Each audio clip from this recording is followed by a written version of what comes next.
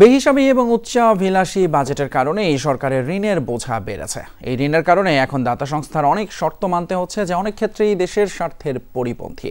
অভ্যন্তরীণ রাজস্ব আহরণ নিয়ে এক কর্মশালায় এসব কথা বলেন এনবিআর চেয়ারম্যান। বাজেটের লক্ষ্য পূরণে সক্ষমতা বিবেচনা না করেই রাজস্ব আদায়ের লক্ষ্যমাত্রা নির্ধারণ করা হয়, যা অনেক ক্ষেত্রে আদায় করা সম্ভব হয় না। রাজস্ব আদায়ে আগ্রাসী উদ্যোগ নিতে হয় বলেও মন্তব্য করেন এনবিআর চেয়ারম্যান।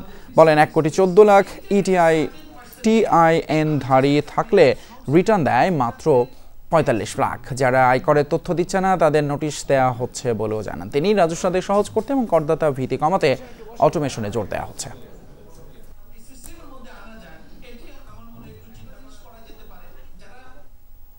ডেফিনেটলি এর আগে যে বাজেটগুলো করেছি সেগুলোতে উচ্চাভিলাষী বাজেট ছিল, যে কারণে আমাদের ঋণের বোঝা বেড়ে গেছে এবং আমাদের এখন একক হচ্ছে ঋণের সুদ এবং ঋণের কিস্তি, এগুলো পেমেন্ট করতে হয় অনেক বেশি। এবং যেহেতু আমি তার কাছে ঋণ করতে যাই, সে আমাকে 3টা কথা শোনায় দেয়, আমাকে নানা রকম প্রেসক্রিপশন দেয়, এটা বাড়ানো, এটা বাড়ানো, এটা বাড়ানো, এটা বাড়ানো। সেটা আমার দেশের জন্য সবসময় ভালো হয় না।